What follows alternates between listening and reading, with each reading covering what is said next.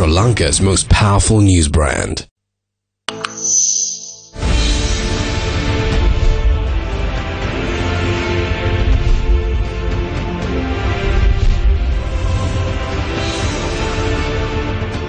Corporations are like protein bacteria. You hit them with accountability, they mutate and change their names. Who is taking responsibility as far as Sri Lankan Airlines is concerned? Good evening and welcome. This is Face the Nation. We meet again right here on TV1 at 9:30 p.m. at Stein Studios. It's always a pleasure to host this show with the eminent panelists we have, as always, featured on this political debate program. Tonight, our topic of discussion revolves around the debt-ridden Sri Lankan Airlines. What is important right now? Is it a complete privatization, liquidation, or must the people at home, that's you and me, must we shoulder the brunt of it? What are the state of affairs as far as Sri Lankan Airlines is concerned? The future, the present, and the past. To discuss all this and more, we've invited four eminent guests to our studios as usual. Let me quickly introduce them to you. Joining us this evening is Ravi Rathasavapati, Advocata Fellow. Nice to have you again on the show, Ravi. Joining us this evening for the first time on the show is Mr. Vasanthi Kumarsiri, former CEO of Air New Guinea. Nice to have you on the show, Mr. Kumarsiri. Looking forward to questioning you and asking you about the future of Sri Lankan Airlines as well as what went wrong. Joining us this evening on the show is Dr. W.A. Jayawardena, former Deputy Governor of the Central Bank of Sri Lanka. We, of course, will be posing questions from Dr. Jayawardena about the state of the economy as well as are we really geared up to take another blow to the country's economy by having Sri Lankan Airlines on our shoulders. Joining us this evening is Senior Attorney at Law, Mr. Gomin Dayasri. Always a pleasure to have you on the show. Tonight on the show, blue. Have you changed colors, Mr. Dayasri? No, you changed it to white. I did. I thought I am going to mourn the country's economy with white today. So let's start off tonight's show with Ravi Rathasavapati, Advocata Fellow. Ravi, I want to talk to you a little bit about state-owned enterprises in Sri Lanka over the last few years. What's happening right now? It seems that there is an issue with governance at SOEs. What is going wrong? And what are we doing right? At least, is there any glimmer of hope for Sri Lanka? Your time starts now. Right. There are two areas that I'd like to sort of focus on. One is the governance of state enterprises, which has inherent structural problems that make it more complex than that of privately owned companies. The second is, of course, the larger role that the state should really play. What do we expect the state to do? Now, if you look at the problems of governance, any private company has a problem of agency. There are shareholders who own the shares of the company, but they are not involved in the running of the business. They must appoint directors and managers who run the business. The shareholder is the owner and they expect a return on their investment, but they are not in the running of the business. Their directors must do the running for them. The directors are not the owners, but they are motivated by their own salaries, their own perks, and their own welfare. So there's always an inherent conflict between the owner and the manager. This is what is called the problem of agency. Now, this problem is prevalent in all private businesses and in all listed companies, and there are various ways that people try to improve the governance of these entities to try and ensure that shareholders get a decent return. In the case of state enterprises, there is a problem of double agency. Basically, we have the citizens who are the ultimate owners of state enterprises. We have the managers and the directors who are appointed to run them, and we have politicians, a new layer, who actually control. They are supposed to represent the state, and they are the actual people who control the running of state enterprises, which adds complexity, brings in political influence, and makes it a lot harder to manage. Any business, the returns are going to depend on how well you can hold your managers and your people to account. When you have a more complex structure of governance, it's going to be a lot more difficult. So that's a fundamental problem that all state entities will face, state-owned enterprises. The second bigger issue is, what do we really expect the state to do? If you want my personal opinion, in the business of the government should not be to run businesses. There are certain services, common services that we may expect the government to provide, but by and large businesses should be left to individuals to run. They are risky ventures, and risks are best assessed by the people who are risking their money. But Ravi, let's talk about state-owned enterprises like Gas, Yes. which is making profits at the moment. Let's talk about Sri Lankan Airlines several years ago, when Emirates was handling operations. We were making operating profits at the end of the day. And now you say that the governments have to move out from governing businesses and they have to start only governing the country. So the government has to have an avenue of collecting money as well, isn't it? Yes, that's quite right. What happens is, the governments don't need to run businesses to collect money. There is a mechanism of taxation, the purpose of which is to raise revenue. If we look at some of the entities that were privatized a long time ago, the Distilleries Corporation was sold in 1992. But even today, the government is collecting taxes from the distilleries, from DCSL, which is a privately run company now.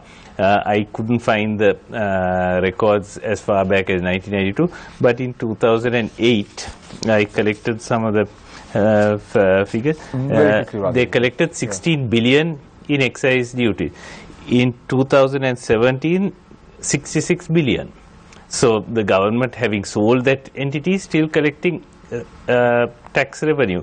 They collected ₹1 billion in income tax in 2008 and around 3 billion in income tax from the Distilleries Corporation in 2017. Thank you very much, Ravi Rathasalapati, Advocata Fellow. I now move my attention to Mr. Vasant Kumar Siri, former CEO of Air New Guinea.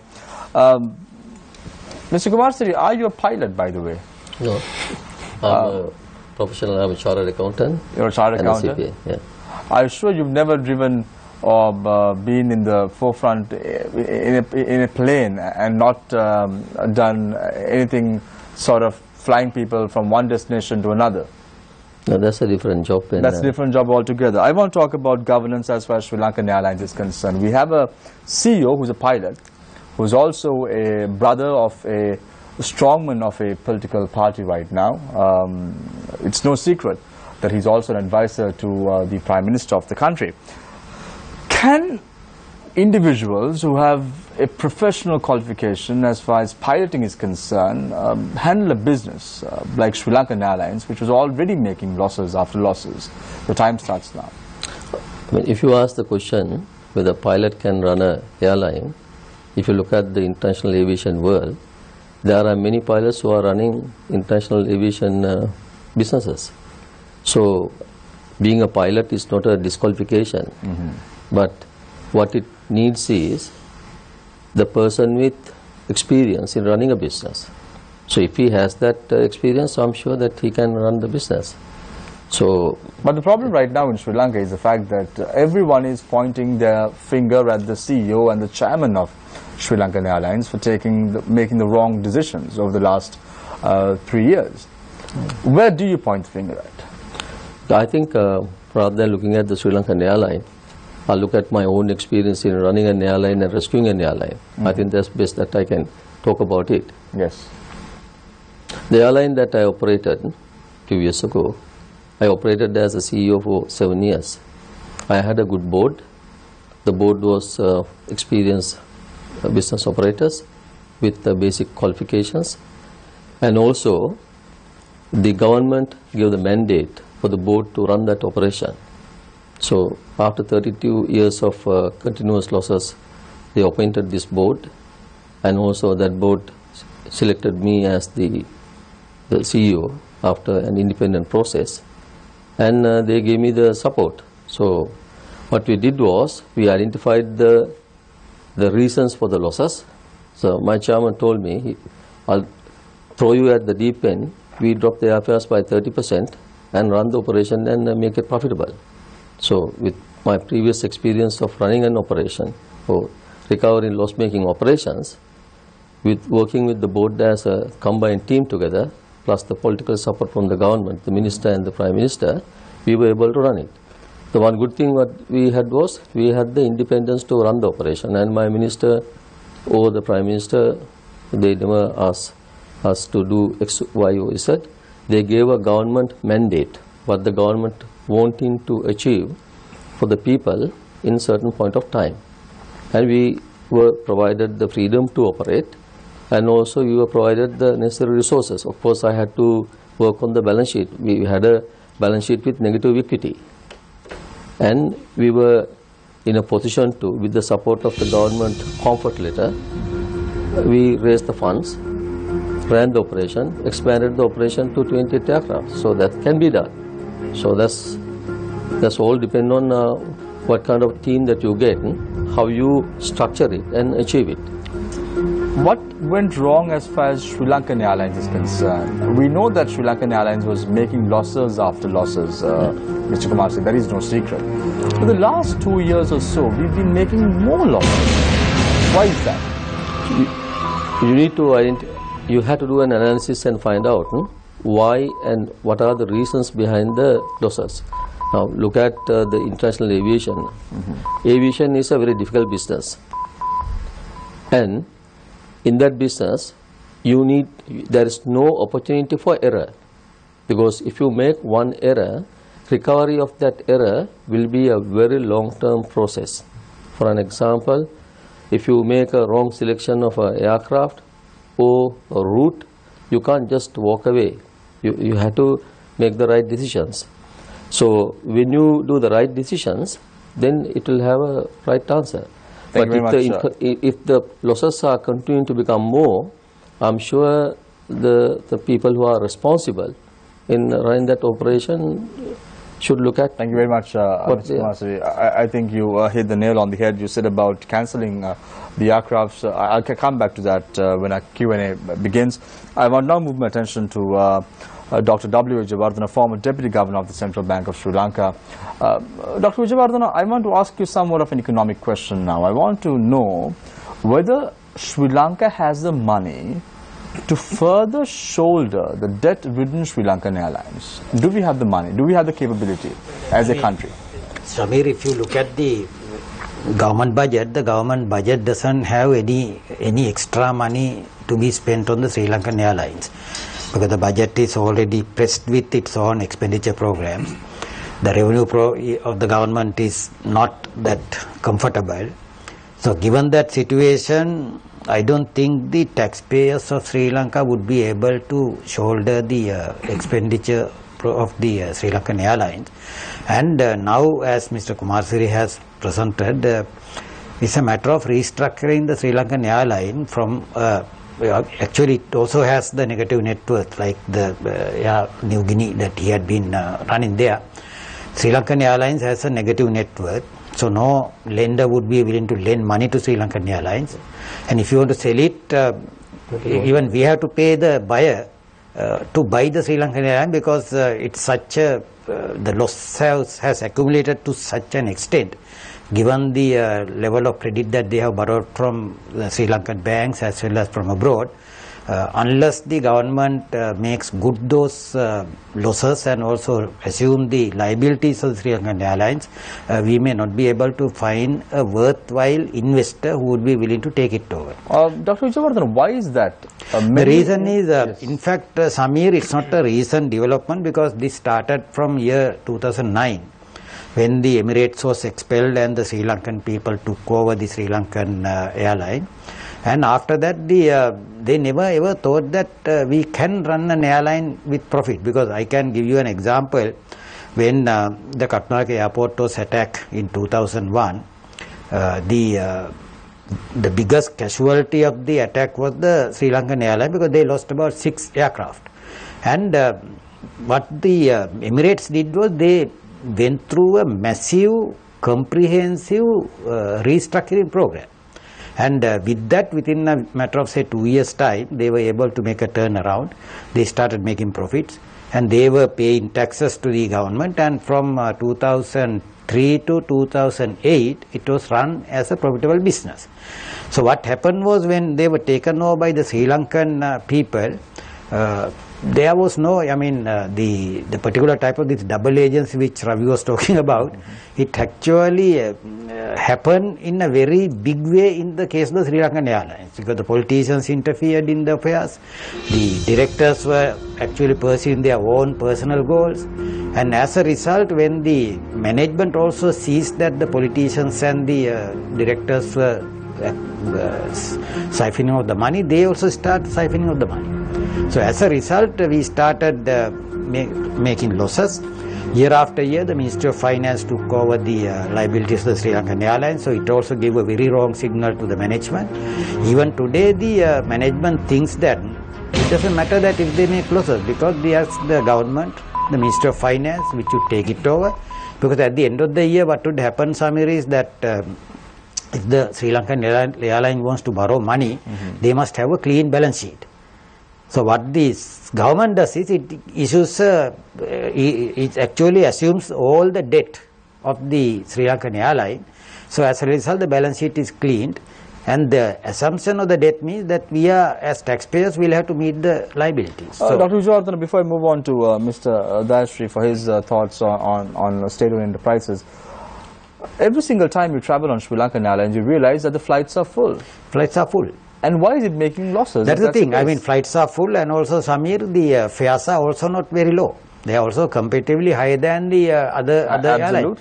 So what it means is the operational cost has been very high, because recently there had been an article by Mr. Sanjana Fernando, one of the airline experts.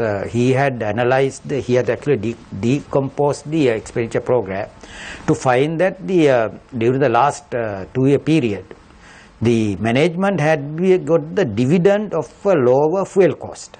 Earlier, the fuel cost of the Sri Lanka Airline had been about 50 to 60%. Right now, it's about 25%. But still, we are making losses because of the operational expenses have gone up.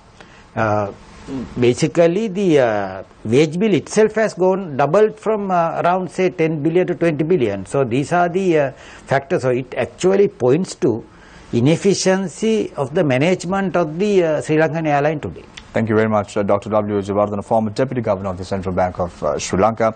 I now move my attention to the very vocal Mr. Gomin Dayasri, Senior Attorney at Law. I hear that you were in Tasmania until last week. Am I right, Mr. Dayasri? No, 2 weeks ago. 2 weeks ago. What was the airline that you used did you go to Sydney and then? I flew Emirates because I don't fly Sri Lankan. Why is that? Because Sri Lankan is too full with public servants and ministers.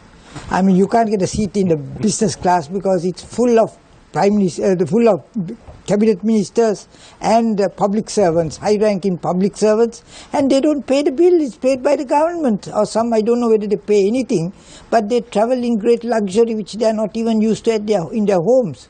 So I think that is why I don't travel. I prefer to travel Emirates. Ms. Dayasri, again, you spoke about another airline, that's Emirates. When Sri Lankan Airlines took complete control from Emirates in the year 2009, what really went wrong? Don't underrate Sri Lankans. There was a time when the Sri Lankan Airlines had a super board. There was Lakshman Dimel heading it. There was people like Jayasundara, Mr. Jayasundara of Hales, who was running it. It was very well managed.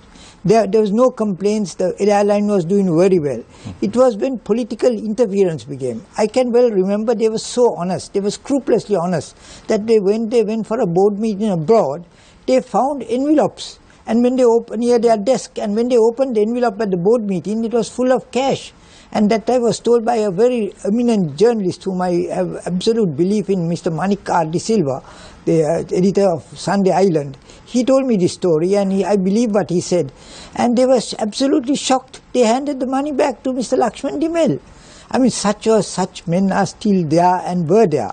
But no longer, because government started interfering. This is another classic case of state interference that brought it down. Ms. Dashri, very quickly, I want to know, is it the sheer arrogance of a political party leader or even a former president that led to this situation right now for Sri Lankan Airlines? I wouldn't blame one administration. Maybe Rajapaksas accelerated the process by bringing in their kinsman as the chairman, but it was always there. It was there while, as long as governments ran with relatives or friends.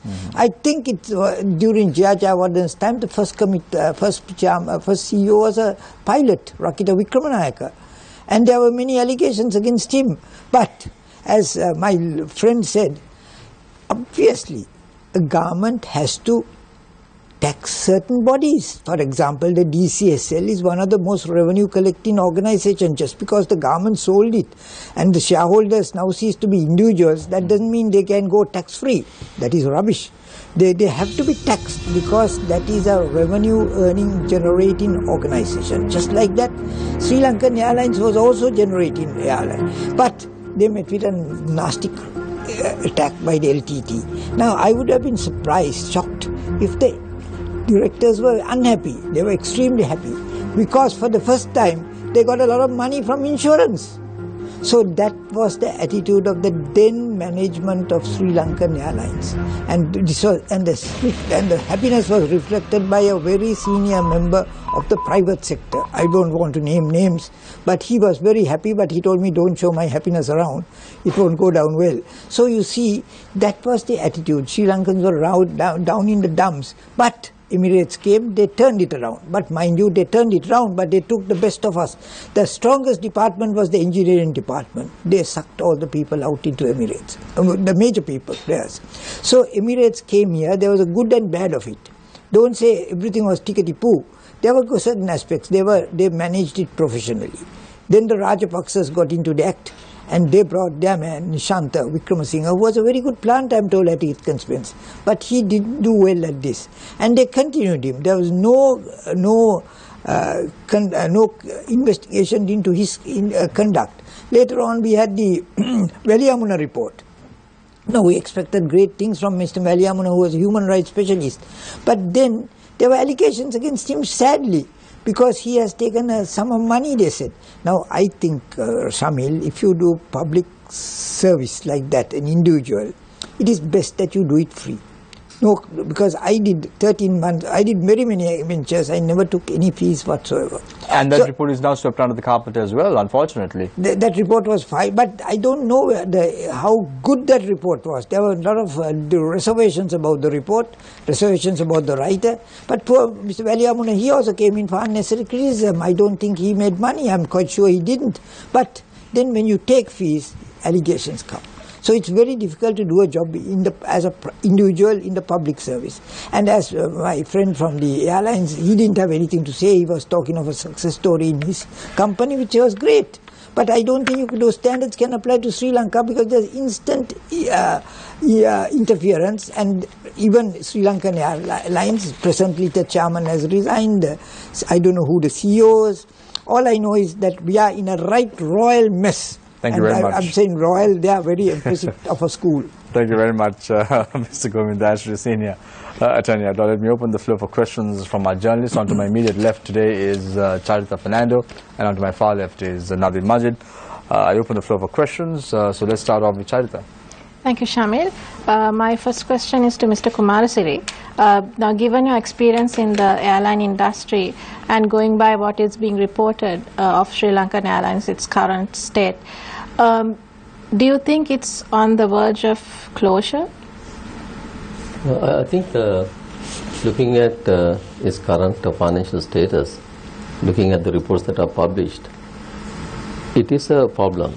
However, I must say that when you look at the world aviation, Sri Lankan Airline is not alone. There are many airlines in the world, especially the government-owned national airlines, which are of similar nature. So it is up to the government to look at whether they would like to hold the Sri Lankan Airline ownership themselves, or they should divest. As is correctly pointed out previously, looking at its balance sheet, nobody will buy it. So we have to live with that fact. We can do so many road shows or campaigns or whatever. However, for someone to invest in an airline, they need to have the confidence that it can be turned around. Now, if you look at Sri Lankan Airline, if the government is going to continue its ownership, not only Sri Lankan Airline, there are many other state enterprises. I can talk to you with authority on this matter, because I ran the entire state enterprise system in Papua New Guinea. Before I left, we did a complete reform. We changed the legislation. We brought the legislation in such a way that to hold the position of a state enterprise board director position, they need to have so many years of experience and also basic qualification and academic qualification to support that depth. And we did those reforms. If the government is thinking of some of these state enterprises, including Sri Lankan Airline, there are certain core assets, core enterprises that the governments, not only in Sri Lanka, many parts of the world, would like to hold ownership, because that is very critical to the national security and also the well-being of the total economy. When you look at the Sri Lankan Airline is not just a passenger transport airline. If you look at Dubai in 1972, the people in Dubai were shell collectors. And the government of Dubai decided that national airline is going to be the heart of the country. So see how the Dubai got transformed. The Emirates played a very critical role in that exercise. Similarly, if the government of the day is of the belief that Sri Lankan Airline and also there are other similar enterprises are core to the economy, they must put the legislations and structures in place. In Papua New Guinea, we have a thing called the Code of Conduct for the leaders, the Code of Conduct. All the directors, all the CEOs are subject to that code. Anyone who is violating, they are answerable. Mr. Kumarsiri, do you believe that Sri Lankan Airlines could be turned around? Of course, yes. Of course, I have being a aviation operator for years and also with hands-on experience with turning around an airline where it was limited to a daylight operation and also with regional international operation. Sri Lankan has everything necessary. How long will it take to turn it around? If the proper actions are taken place within 2 years to 3 years, it will progressively be brought into break-even and profitability. Dr. Vijayawardhan, I want to ask you about what you mean by proper actions taking place, because I imagine that when you have to restructure a business like that, you'll have to take some hard decisions. Did you have to do any downsizing at all or any scaling down of operations at Air New Guinea? First of all, the airline need to be analyzed. Now, when you take the Sri Lankan Airline, there are several parts there now. You have the engineering, you have the airline, and then you have the airport operation. So these are, and also you have the catering arms. Those are for revenue generating arms, right? So we need to look at what each one of these business units are doing to the overall business. And then, after analyzing each one of them, you have to identify who is making the loss, who is the reason. This is the 80-20 rule here, right? I'm sure that you are aware what the 80-20 rules are. So we need to identify the big ticket items, and there will be certain routes may need to be rationalized. Certain routes, because I'll give you an example. When I took over Papua New Guinea Airline, the board direction was, I had 1,200 staff. The direction was to bring the staff number to 900 and reduce the size. But this is the problem, right? I mean, with an entity like Sri Lankan Airlines, can you do something like that? I'll explain to you. But what the end up story was, we recruited 900 more staff and we ended up with 28 aircraft operation. When I took over, I had only 8 aircraft. So it is up to us how to see that business and also what it can do. Sri Lanka is placed in a superb location to become an international hub, and that hub need to be explored, and it can be done. but it's up to, when I ask what with the correct support, now Sri Lankan Airline has a negative balance sheet. So initially there need to be some injection and support. That support need to be directed to the actual results. And the people who are running that must be held accountable, because these funds are coming from the taxpayers' money. If this organization is run well in profitability, how many hospitals and schools can we fund? How many roads can we do? How many water projects can we do in the country? Yeah, we're a bit short on time, Mr. Kumar. I said, Dr. Wijayawardhan, I want to come to you.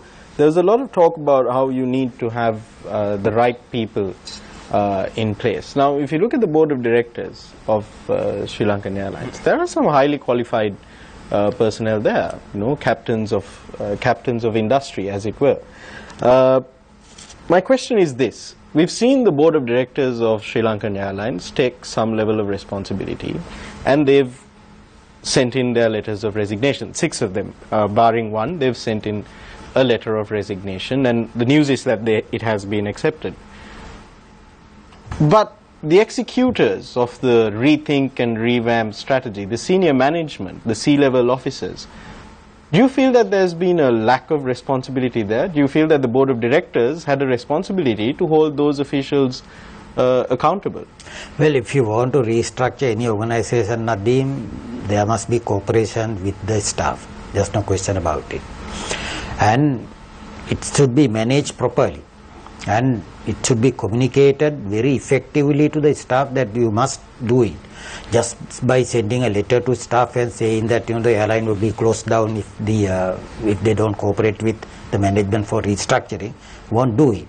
Because this is called change management, and change management is a different and it's a skilled subject. And I don't think the present the board of directors of Sri Lankan Airlines possesses that kind of a quality, because they themselves have failed in communicating the requirement and also the benefit for the staff if they do the restructuring and make it a turnaround. So that has to be properly communicated, and they have to get their support. And it's actually an exercise to be done in cooperation with the staff. If you do it alone, it will be a failure. In his autobiography, Nadeem, Mr. Lee I Kuan need to Yew. give Chayat also an opportunity. We'll get back to you in a minute. Just one question, a follow-up, and after that, okay. Chayat will begin. In his autobiography, you know, when we talk about the need to restructure state-owned enterprises and becoming a hub, we constantly look to Singapore and Mr. Lee Kuan Yew as examples. I'm paraphrasing here, but in his autobiography, Mr. Lee Kuan Yew says that when Air Lanka at the time was starting up, he says he told President J.R. Jayawardhan at the time that it was a bad idea to have a pilot at the helm, and that he should instead appoint a management professional. Right now we do have a pilot at the helm. Obviously he has more qualifications as well, in addition to being, to be fair by him, he has more qualifications than a pilot. And as Mr. Kumar said, being a pilot is not a disqualification. However, what puzzles me is this. 2 years after taking over, after this board and this top management took over, the airline appears to be in a worse position than when they came into power. Why is it that at no point during that 2 years did the board of directors pull up the CEO and say, hey, what's going on? Well, in fact, I also agree with Mr. Kumar Siri, being a pilot per se is not a disqualification for you to run any business. But what happens is that when he was appointed as the CEO, the government would have given him a task with a deadline to deliver results in a time-bound delivery mechanism.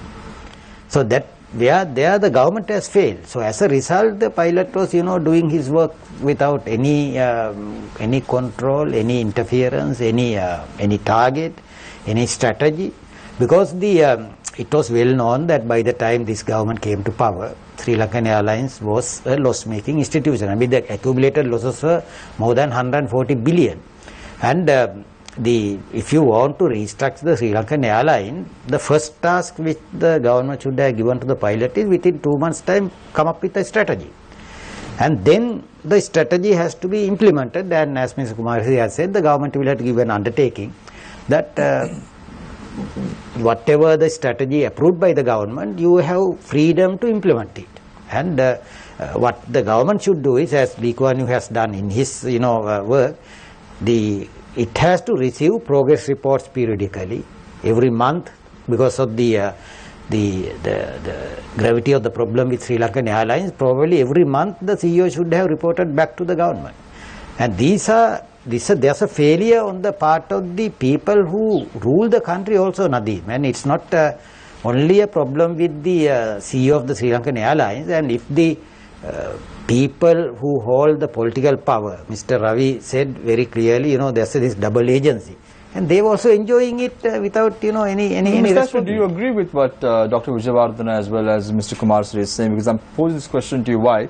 Because when this government was appointed, the government said that no family members would be running the show. However, we saw that with the Ministry of Ports, where the chairman of the Ports Authority was the brother of the politician who was in charge. And now we see an instance of Sri Lankan Airlines as well. The brother of a senior advisor to the Prime Minister is running the show.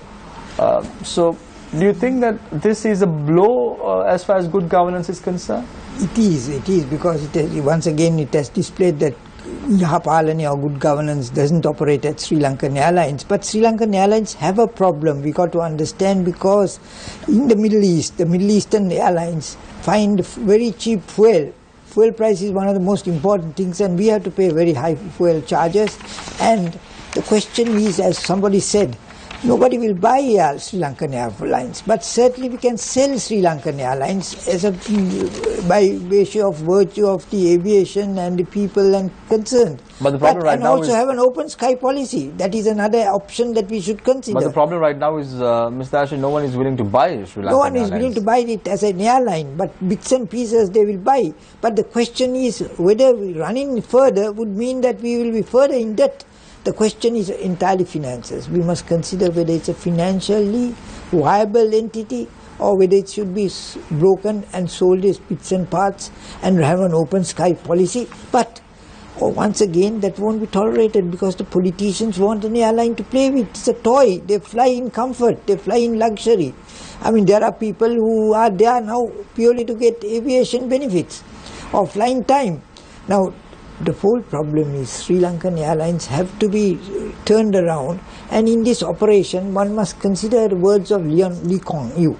I don't know whether it is anecdote or otherwise, but I've heard that when the first strike was originated at Singapore Airlines, he told the pilots and the airline clearly that he will suffer great losses, but I will dare them, I will put them to task, I will close it up. That brought everybody back to work. So you have to be tough, you have to take decisions. You can't have your buddies or friends or classmates appointed as chairman. What do they know? Some of them don't know anything about running airlines. They might know about tea, coffee or me, but not about airlines. So you have to have people who know how to run an airline, who are all like Mr. Haley's chief, who knows business, entrepreneurial types who know business. Harry Jayawardena was another appointed by the SLFP government of Mahinda Rajapaksa. You need businessmen or people who know or have entrepreneurial skills. Now Chandrika Kumardunga appointed VNC Vijayaratna as president of the cricket board. He had entrepreneurial skills and they were not interfering well. So was Hema Kamarasurya. But you must appoint the right person, not a buddy or classmate.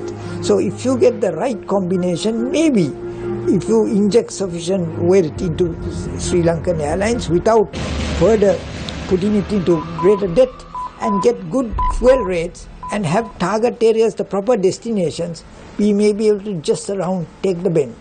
Mr. Ratnasabapati, Mr. Kumarasiri was talking about doing a proper assessment of where things have gone wrong. Now, state-owned enterprises is something that you are very passionate about. You have written a lot about it and you have the data at your fingertips. Do you think Sri Lankan Airlines, the management, has done a proper assessment of where the failures are? Do you think they have done that seriously? They have taken stock of the situation?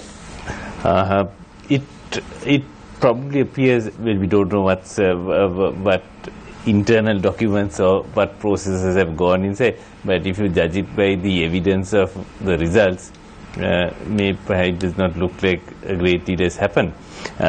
Just a couple of points to what Mr. Dayasri said.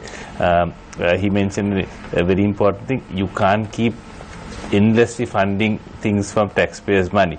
So if you can't sell it, it is better to stop digging the hole even deeper and close it, because at least at that point the bleeding will stop.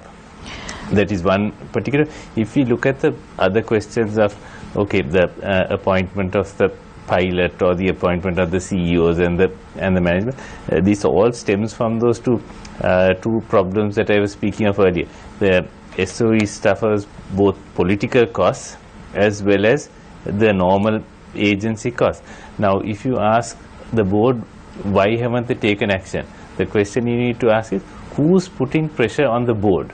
Now, if this had been a normal listed company, right, in the first place, if you have a negative net worth, you wouldn't have got to a negative net worth, because as per the Companies Act, if you lose more than half of your capital, the management the directors need to inform the shareholders, they need to call an AGM, they need to present a plan which it's called a serious loss of capital, and the directors, as per the Companies Act, will be held personally liable for the losses of that entity. Now, this is the basic check that would have taken place had this been a normal listed company, but because it is not, it's able to continue indefinitely. The problems of agency are magnified when there are implicit state guarantees that undermine the threat of bankruptcy. Even it can't even go bankrupt, because if the thing is actually going to, the banks are going to foreclose on you, the people will be forced to take some action, right? If even that threat is not there, that's the ultimate threat. Who is going to act? So this is where the issue is with state enterprises. Dr. Vijayavardhan, I have a question for you. Now, Ravi was talking about, he said, who's putting the pressure? The question is, who's putting the pressure on the management not to take action? Now, we also know that the government, various ministers at different situations have said that, the government will always try to retain the administration of the airline. So, how can you avoid interference or intervention when the government is not a minority stakeholder, a shareholder in the operation? No, this is where we have gone wrong, Charita, is that when the new government was appointed, there was this Cabinet Committee on Economic Management, CCEM, chaired by the Prime Minister, which was in charge of the entire overall restructuring of the state enterprises. The particular pressure would have been exercised on the Board of Directors and CEO of Sri Lanka Airlines by the CCEM. And they should have given him targets. If he doesn't deliver the targets, he would have been fired and they would have replaced him with somebody. So that is possible because the government is the majority shareholder, right? Even if you go for a PPP and the government has considerable stake in the whole operation, there's still intervention would still continue, right? Yeah, that's right, because this is actually a situation where you must have a clear conscience in yourself that you would not do anything against the good governance principles. So we already have set up the good governance principles, what they should be, how they should be, what are the features of the good governance principles, and if the government which has promised good governance has failed to observe them by themselves, then you can't help not only Sri Lankan Airlines, all other public enterprises have deteriorated. Thank you very much, gentlemen, for your thoughts in the first and second round. We are now going for a short commercial break. When we come back, we want to talk about the future of Sri Lankan Airlines and where we are standing right now as far as the national carrier is concerned. Stay connected. Stay with Face the Nation. We will be right back.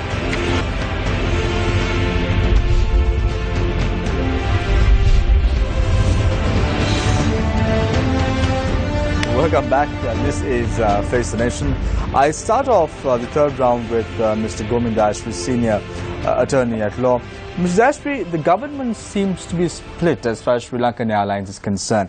You heard one deputy minister stating that the government will keep the right to administer the national carrier, even though a stake of it will be given to the private sector. You had one statement from a deputy minister, and then you had another deputy minister stating that that the government is not looking at retrenching existing staff of Sri Lankan Airlines. So you have two statements coming from two different deputy ministers doing various other subjects. So how is this going to affect the forward march of Sri Lankan Airlines in the future, even attracting a foreign direct investor to come in and invest money?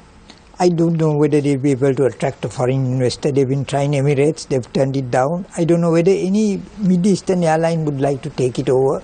Maybe some crap airline may take over and try to make another buck for themselves and for the government. That is the most likely scenario, because I don't think the government would ever want to get away from, would want to have this toy to fly around the world.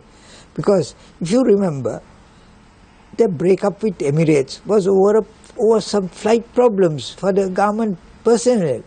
Now remember, there was a time when the President of Sri Lanka used to go take an airline, Sri Lankan airline, and then go and park it in New York for several weeks, several days, and then come back in with all kinds of, including his gardeners and friends. Now that is not the way to run an airline. And my friend here will tell you that is not the way Papua New Guinea runs it. But Papua New Guinea is a different context, because they played ball with the CEO. They gave CEO all the power. I doubt whether that kind of power will ever be given in Sri Lanka. Mr. Dashri, what do you suggest at the end of the day? Now you are a citizen in this panel. I'm suggesting, as my friend Ravi stated very wisely, there will be electoral shocks. There would be certain objections to retrenchment or dissolution by trade unions. But you have to look at national interest. Can we go on suffering continuously with this kind of losses, or should we cut the losses down by closing it and selling bits and parts available for sale?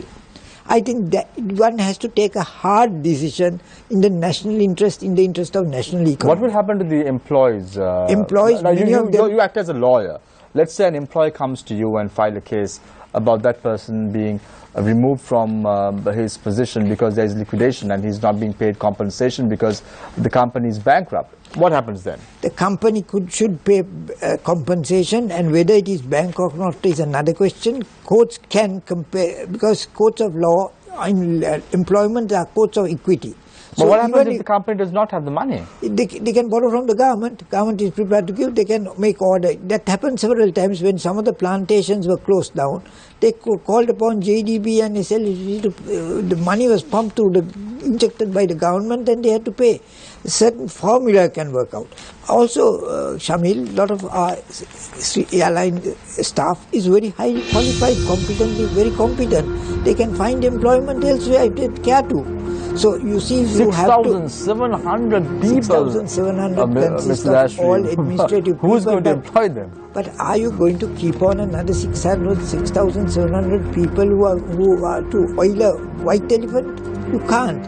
You have to take a hard decision. That's why I say politically it may be unsuitable, but long run, people don't think of 6,700 employees. Think of an electorate. How much does the electorate have?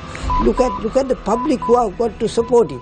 Now look at Sri Lanka. What did they do? It was a political joke that Air Lanka had to take over. The government said, take over Sri Lanka. Who ran Sri Lanka? You know who.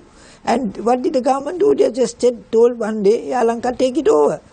Did Air Lanka have a choice? Did the chairman turn it down, say it's financially unviable in this state? No. A financially lost organization was had to take over, one of the most financial losing concerns. Thank you very much, Mr. So that is the name of the game, and we will see it played over and over again until this Thank you very much, Mr. down. Gomin Dashri, senior attorney at law. I want to now move my attention to Dr. W. Jayawardena, former deputy governor of the Central Bank of Sri Lanka. Seems very rosy when Mr. Dashri says a complete liquidation, let's sell the assets and compensate the people. But is this a practical solution? Because we see in 2008 in the United States, when General Motors declared bankruptcy, Barack Obama comes into the rescue and gives the money, pumps in the money, and then a few years from then, GM does extremely well, and then it helps Barack Obama to win another term as the President of the United States of America, the 2012 presidential polls. Now, would this decision, as Mr. Dayasri points out, would this make the government unpopular? And if that's the case, what's going to happen next? Can this be done? Let's talk about bolts and nuts. Can this be done? If you are driven to the wall, you have no option other than closing it down. But what I mean is that there are cases where certain institutions, when they become bankrupt, they are closed down, and as Mr. Dayasri said, that the employees may be either compensated or they may just be, expelled from the institution without even compensation. One good example is the Central Bank of the Philippines. It became bankrupt in 1993, and the government had to close it down. Fortunately for the government of the Philippines, the governments of Japan, USA, and also IMF, they came to their rescue, and they gave a 25-year loan in order to meet the existing debts of the Central Bank of the Philippines. And they set up a new central bank, and in the new legislation, one of the important measures that they did was that none of the previous employees would not be hired by the new central bank.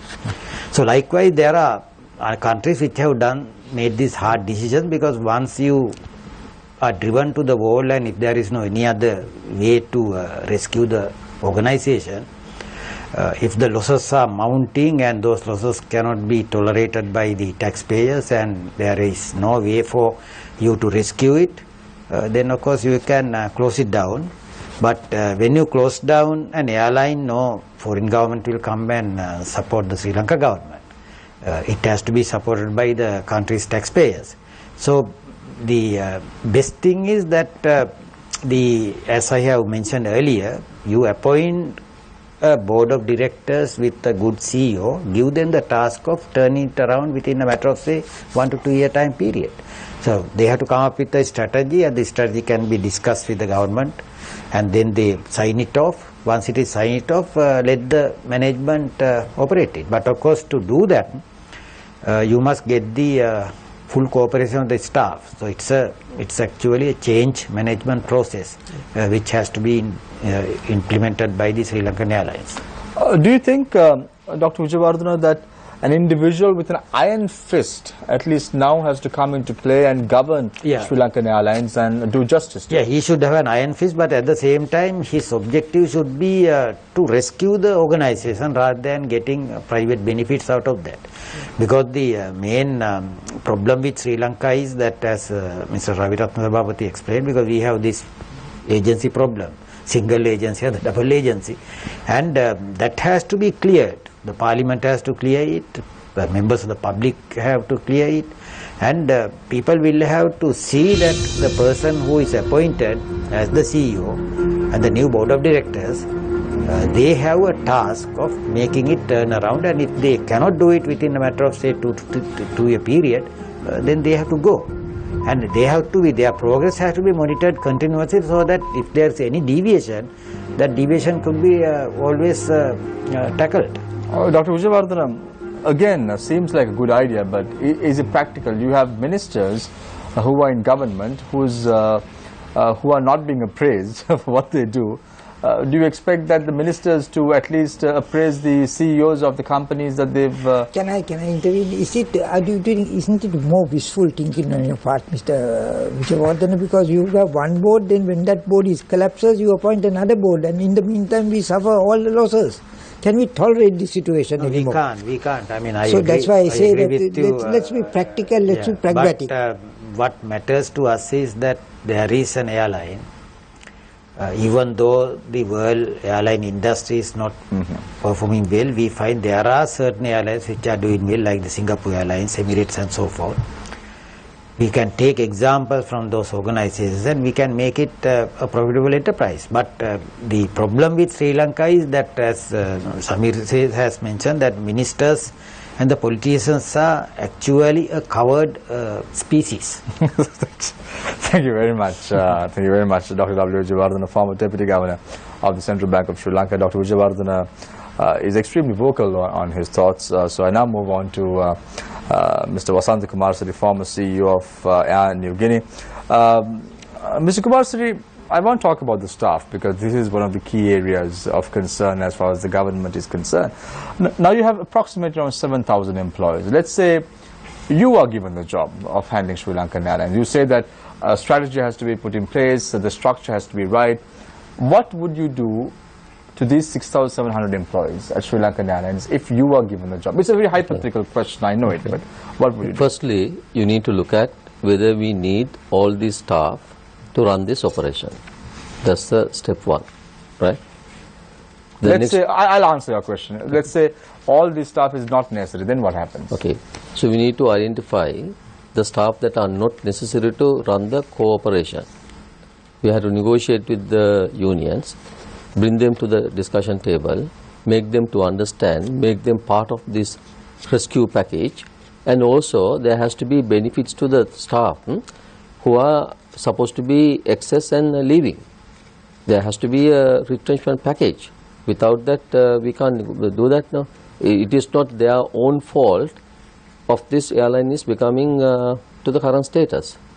So everyone, we believe that everyone is working hard, right? So we have to identify that part of the operation, and also we have to offer, because in an airline there are 3 or 4 key expenditure: the labor, the workforce cost, the aircraft lease cost, the fuel cost, and the engineering cost. These are the 4 key costs of an airline. So we need to look at, before we looking at reducing the staff, we need to look at the airline and see what more can we do to generate more income, right? That's one area. The second one is, in an airline, being an operator, I know this very well, you have to look at the integrity of the revenue system, that every dollar that is supposed to be ours is received, not taken over by other agents or brokers or somebody behind, because there could be several hundred millions. So if that several hundred millions come into the total revenue picture, the airline is back to normalcy. So it's not the, so these are the, to do these things, you need to have people with experience and also know what they are supposed to do in an airline. So as I said, so that's the second part. And the third part I want to make this comment to you all, because I have worked in many parts of the world. Now we may say, because this is public money, we want to close this down. Now who is public? Public is the public, general public. Who have they entrusted? They have voted the members of the parliament, go there and represent their views.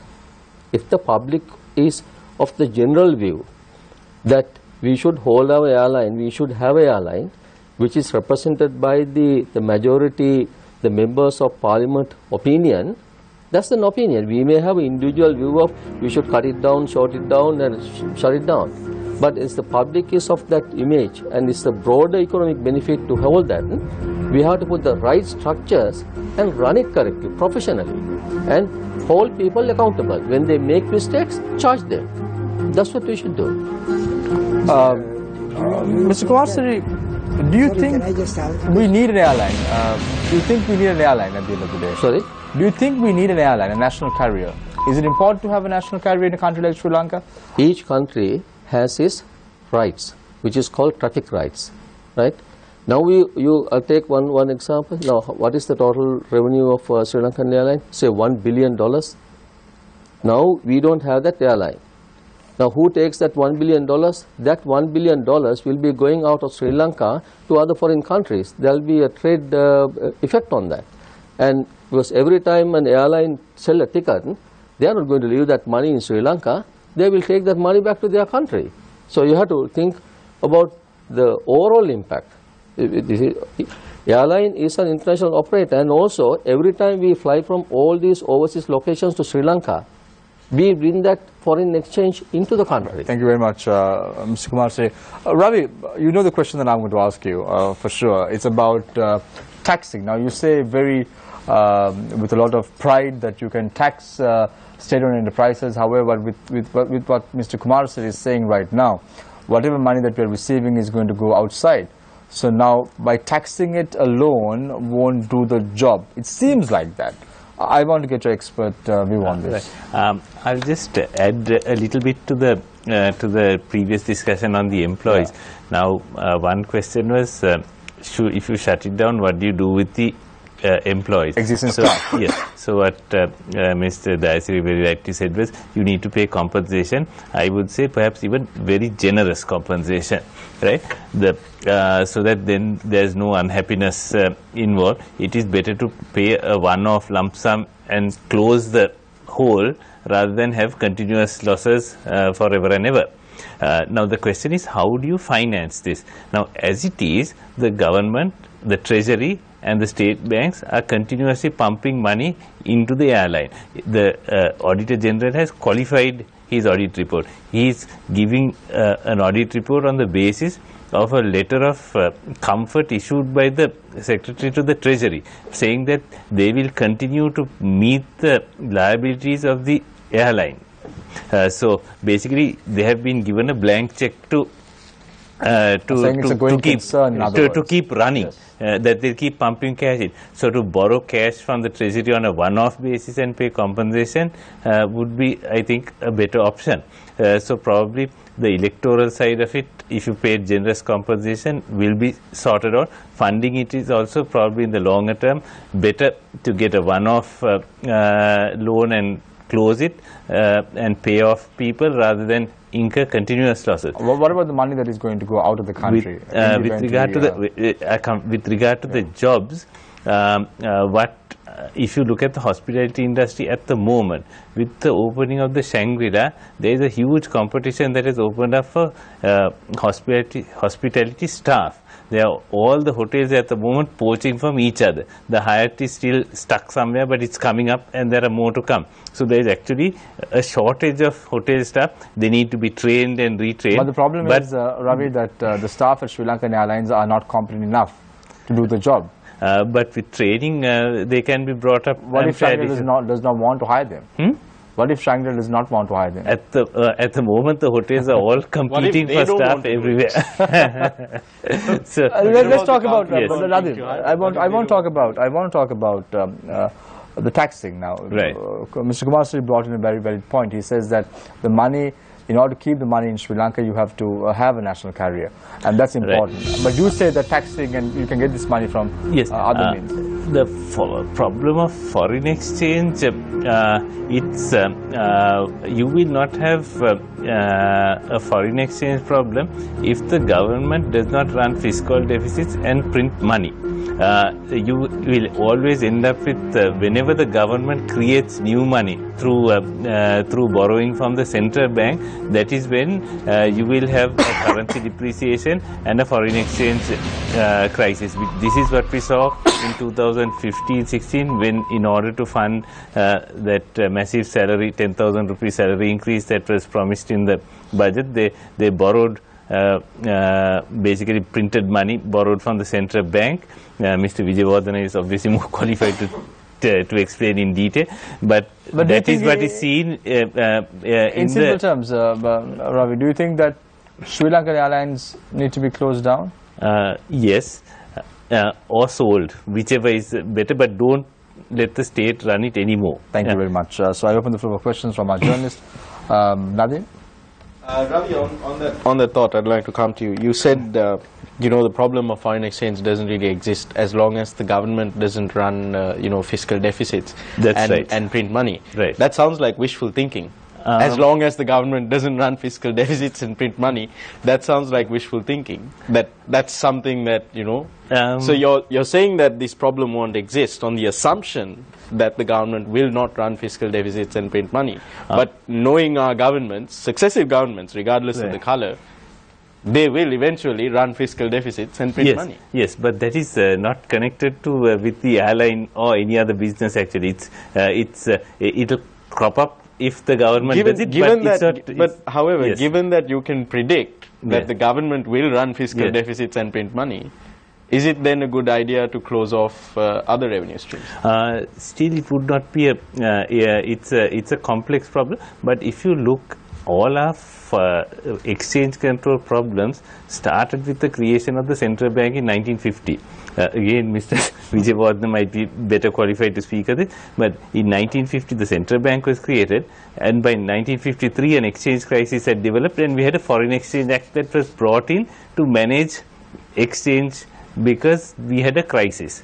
Okay. In the 150 years before that, we had no crisis. Okay, I won't get into a debate on economic ideology. I'll bring it back to Sri Lankan Airlines. This week we found out that Dr. Vijayawardena, you mentioned the Cabinet Committee on Economic Management last week at its meeting, chaired by Prime Minister Ranil Wickremesinghe, had decided, you mentioned a deadline, the restructuring program of Sri Lankan Airlines under a public-private partnership within 6 months. Now, the chairman of the Public-Private Partnership Agency has been tipped to lead this sort of restructuring process at Sri Lankan Airlines, Mr. Thilan Wijayasinghe. My question is this, though. A few months ago, there was a different chairman of the Public-Private Partnership Unit, Mr. Bradley Emerson. A few months later, we have a different chairman of this. In this state of perpetual chaos, can you really expect any direction when it comes to change? Well, nothing. You have answered your own question. It's a perpetual chaos, no?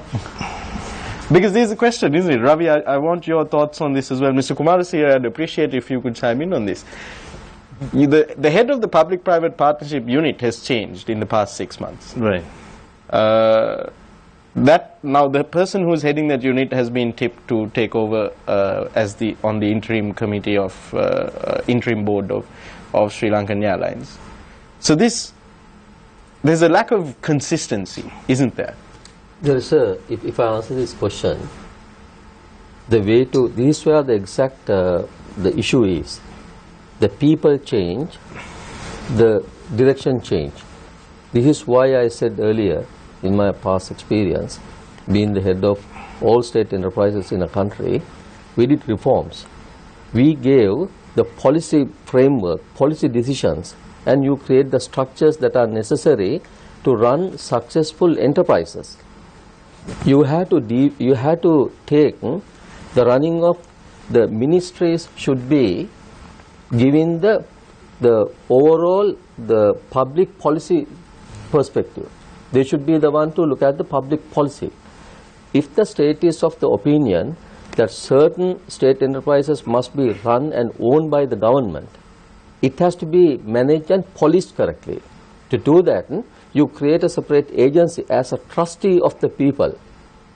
And people who get appointed to these boards and the management has to be taken away from the political interference. They need to be, this is what we created in the reforms of a different country.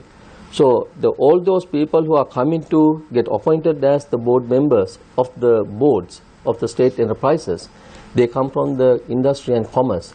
And also to represent the people's view and the government view, there are certain members that will be appointed to the government minister as well. So it is not a 100% minister appointed board. It is a 50% or 30% minister appointed board, and the rest of the people are coming from the industry and commerce with technical and professional qualifications and experience. I want to get your views on this. We have the Constitutional Council also, which has a similar system where you have several members who have been appointed by the civil society, as well as several members who have been appointed by the parliament itself. So do you agree with what Mr. Kumarasiri is saying, that, let's have an independent body, 50% would be appointed by outsiders, 50% would be appointed by the ministers? Would that mechanism at least work? I don't think the Constitutional Council will be very helpful here, because they are related to matters relating to the Constitution. No, I mean the composition of the Constitutional Council. The composition is interesting, but I think as far as Papua New Guinea is concerned, to me it sounds like the modern Shangri-La. I mean, I never heard such a wonderful story ever. I mean, I hope he's correct, but I don't know. But if that is so, I mean, it seems to have the most efficient bureaucracy, the most efficient politicians who act according to the words. But in this country, look at the state of affairs in Sri Lankan Airlines. The last board wanted certain, were prepared to purchase certain very high-class airline planes. The new board cancels it, and then places, we have to pay huge penalties. And who has to bear the cost of it? The taxpayer. So, I mean, the whole trouble is, we don't have the people, we don't have those eminent men as in Papua New Guinea. I don't know what they do. I thought all this time that they were, they used to eat people alive, but now they seem to be a very dignified, civilized race.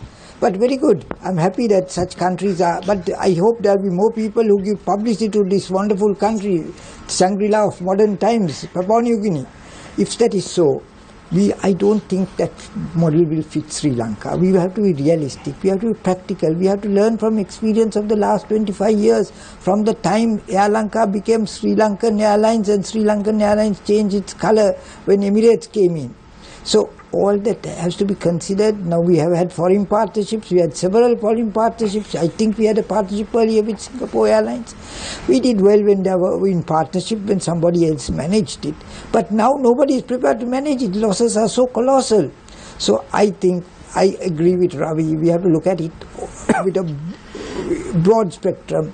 Look at it which is most economically viable, because remember 7,000 employees is minute compared to the enormous employment that the government had with regard to the takeover of plantations.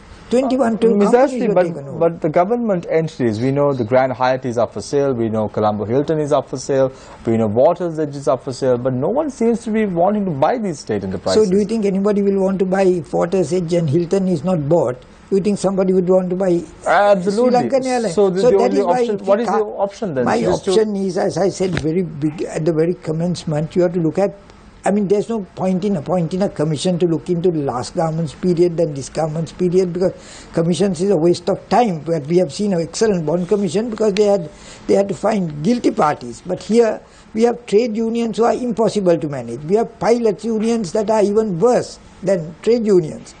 Now these people are all wanting to make a quick buck, if you ask me.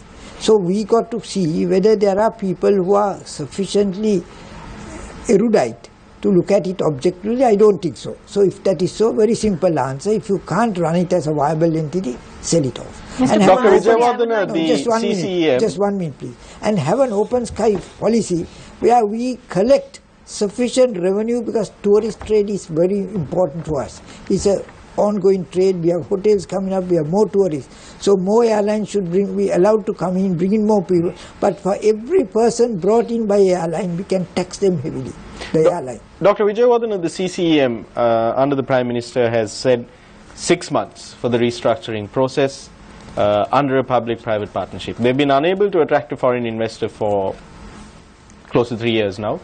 Do you think 6 months is a realistic expectation? Yeah, I think they will have to work very fast, Nadeem, because... So you think it can be done in 6 months? Already we have lost 3 years.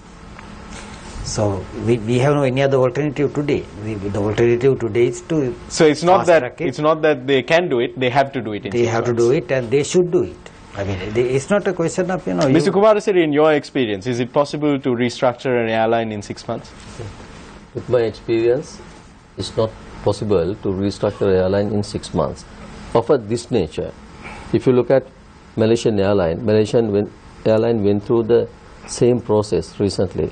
It took 2 years for them to come where they are today, right? So airlines it's not like small business operations. It takes time to correct it. And also, even to do a public-private partnership, no one will come to us because the balance sheet is so poor. And also, previously one of our delegates suggested that we should sell and dispose this and close it down and collect what we can. Now, when you say negative asset value, that means your liabilities are more than your assets. There is nothing to be collected. There will be few things to be collected, and also that also goes to the people who have the rights over the security of the assets, right? That's one side. Two, I want to highlight What is our 2025 vision? We want to be a tourism-driven country. A tourism-driven country who does not want to have its own airline because who wants to develop Sri Lanka on the tourism? Who has the loyalty to Sri Lanka? I tell you, with Sri Lankan Airline recently starting a new route. But that seems like a very far-fetched thinking. I'll tell you why. Because let's take Hungary for an example. Hungary does not have a national airline. However, the country attracts 12.6 million tourists a year. Yeah, that may be an isolated situation, but look at there are many other European countries which we have to look at the local situation now, right? Now, this is if we say we are failed people to run state enterprises, I think we are the most unfortunate people on this earth. Okay, that's one side. Now, recently, Sri Lankan Airlines started a new route to another location, right? You know what happened in the market? All our competitors come into Sri Lanka, operate into Sri Lanka, drop their airfares. That's what happened. So, that action itself will create more tourism into the country. If we need tourism into the country, we have to create the environment necessary to bring tourists into the country. Ravi, I'll give you an opportunity, but I just want to ask Ravi a question with what was based on Mr. Kumarasiri's remarks. Ravi, if we say that we cannot handle a state-owned enterprise, we should be the most unfortunate people in this world. That's according to what Mr. Kumarasiri says. And then you are saying that the government is not capable to handle businesses completely. They have to get rid of handling businesses and move out. How do you respond to the statement made by Mr. Kumarasiri? Yes, the problem here is that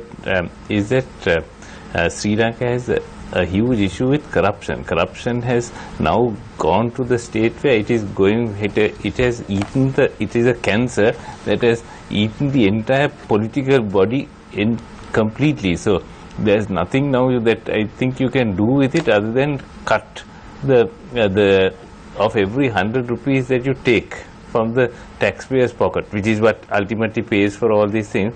A large part of it is not does not get returned in services. It gets lost in inefficiency and it gets stolen in corruption. So from the governments have no resources of their own. They can only redistribute whatever they collect as taxation from people. Mr. Kumarasiri, now I want to respond to that as well. Now he says that corruption is rampant and hence the government is not capable of handling the business. How do you respond to that? So, as a result of that, is it the view that we should let the corruption to continue, or we should put the mechanisms in place for the future of this nation and the people, our future generation? You put now look at Singapore, look at Hong Kong. What did they do at the very beginning? They put mechanisms in place and they prosecuted everybody and jailed them. Ms. Dashri, now you have one individual saying that you should not sell state-owned enterprises, we have to manage it, and then you have Ravi saying no, this is not the way to go, we are already corrupt, so we can't manage state-owned enterprises. What are your thoughts? My thoughts are, I think one has to know Sri Lanka, the local situation, the political environment, the economic background, and act as Sri Lankans would act, not what a visiting journalist or a visitor to Ms. Dasha, you're not in any way trying to contest elections, are you? Sorry? You're not trying to contest the elections, the upcoming elections? No, none You sound exactly like a politician. No, I'm a very anti-politician. I'm telling you that our politicians have been responsible for much of this faults. Such as the people. People vote for politicians because they are duped. But they have no alternates.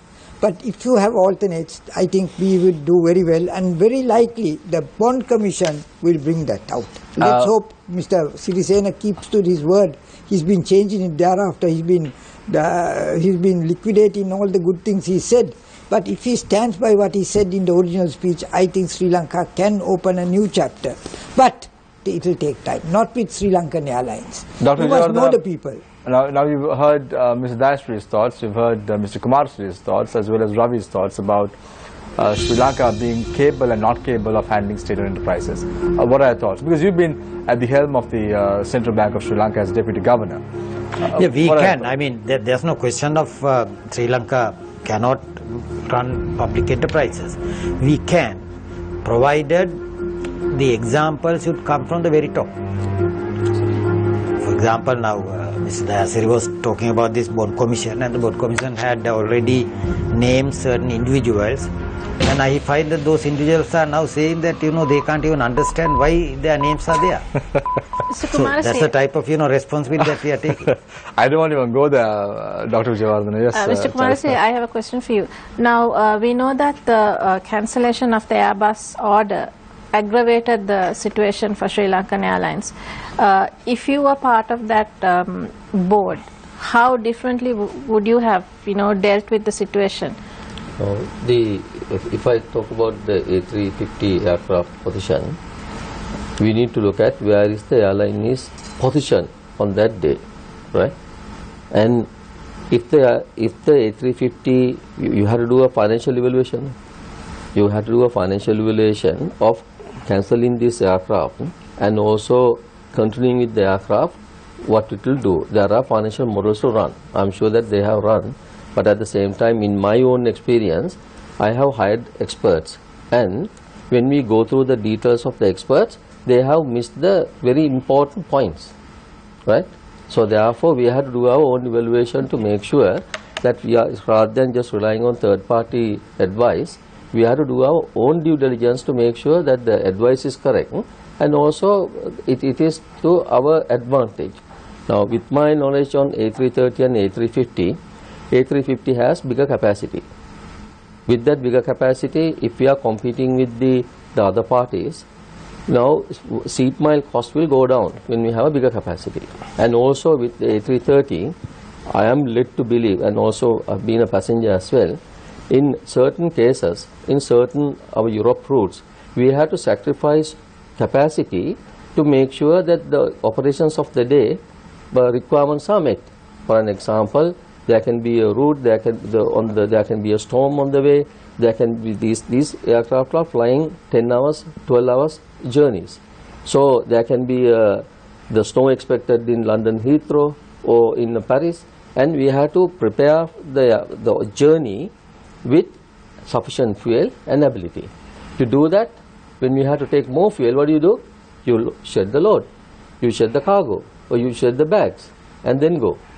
Now A350 has a bigger capacity and ability, and that allows us to continue the journey with the right operation. And also you all also said, every time we go in these planes, our flights are full. The one rule in the aviation is, moment you have 80-85% load factor, that means you are rejecting the passengers. So you need a bigger capacity. So what are you saying, Mr. Kumarasiri? You need proper analysis, and also to look at what is the alternate cost. If not taking this, what is the alternate cost? Thank you very much, gentlemen. One more question, very quickly. What do you propose the new board that is coming into operation should do with the other operations of Sri Lankan Airlines, such as catering or ground handling, which has been doing quite well? Yeah, those are the operations that bring us money now. So they have to enhance that operation, not cut it away and then park it to a different entity and sell it off. Some areas, yes, you may do so, but certain areas you have to strengthen and make it more efficient. Even the profits that we earn, although we say that we are profitably running those areas, there will be, when there is a profitability, there is a 20% complacency there. So you have to identify those complacencies and get rid of them, improve its profitability better, and at the same time focus on the core airline operation and improve its efficiency. Thank you very much, gentlemen, for your thoughts, and of course the lady for posing the questions from our panelists. We go in for a short commercial break. When we come back, it's the final round. Stay connected. This is Face the Nation.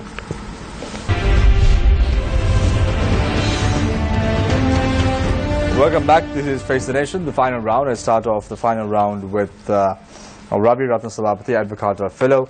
Ravi, I'm not going to pose a question to you and ask you whether we should not whether we should or we should not sell Sri Lankan Airlines. My question to you is very simple. Can we sustain this business? Can we do it? As long as the taxpayers keep coughing up, then of course it will be indefinitely sustainable. Sri Lankan Airlines lost 28 billion rupees in the last financial year. The government taxed food items and raised 55 billion rupees through special commodity levies on food. Some of these have been removed in the last budget, but everything from dal to potatoes to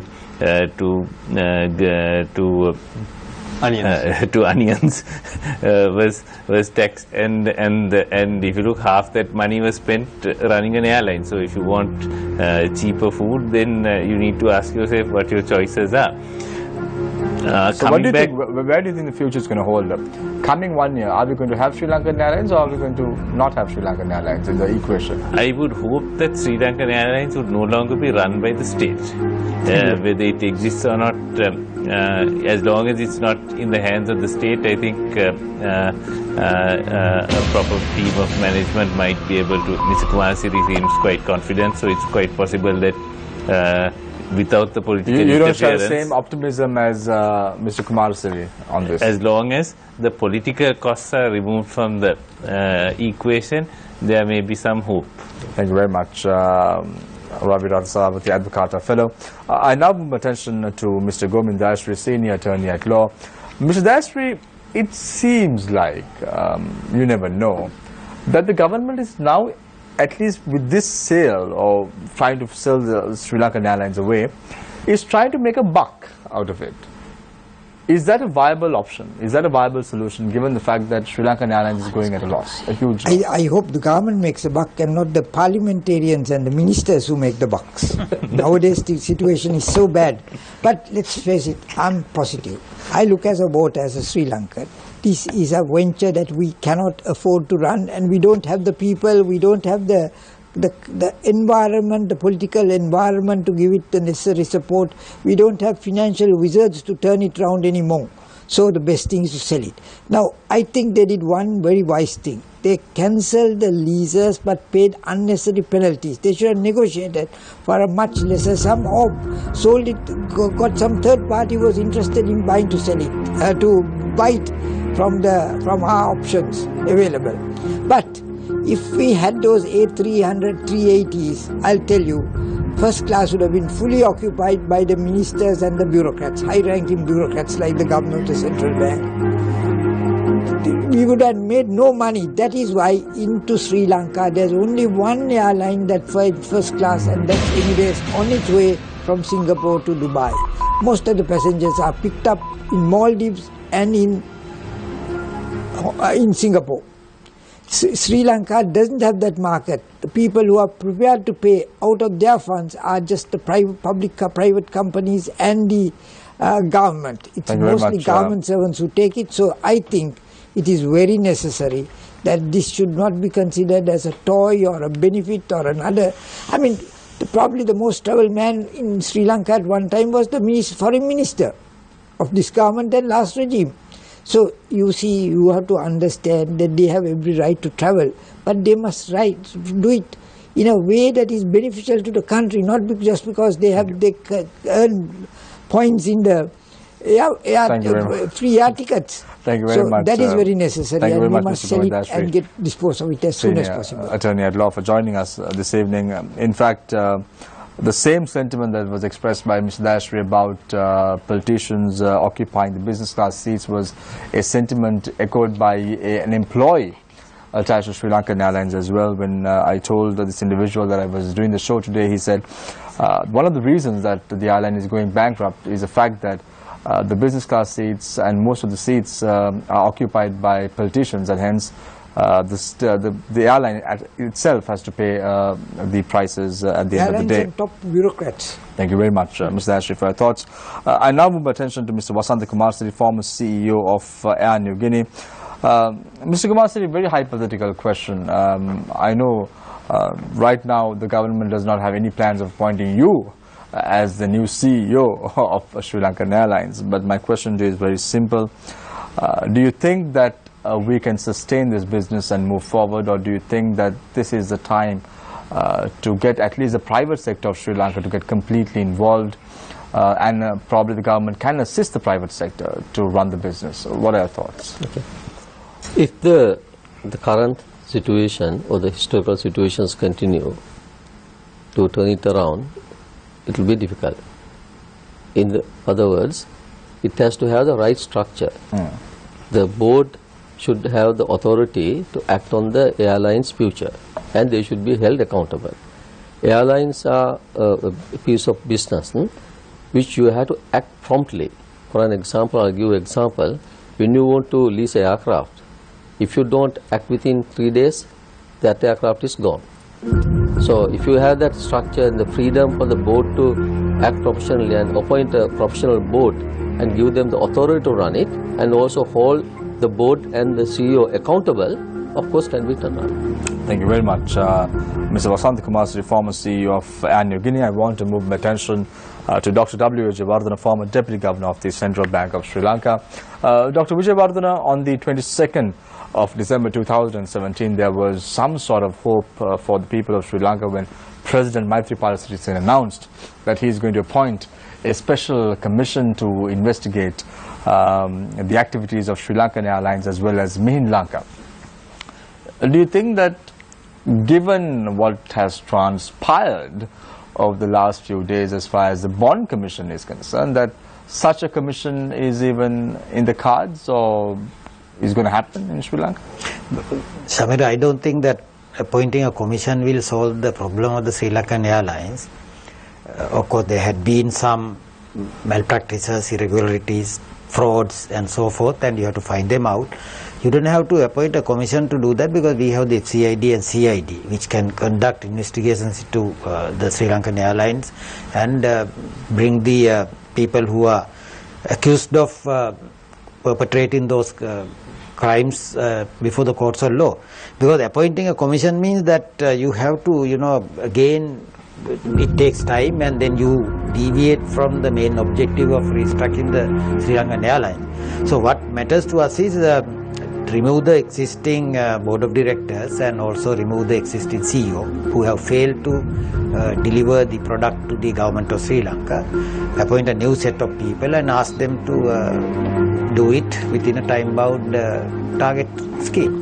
Just give them a smart objective and they have to achieve it. Yeah, they have to do it.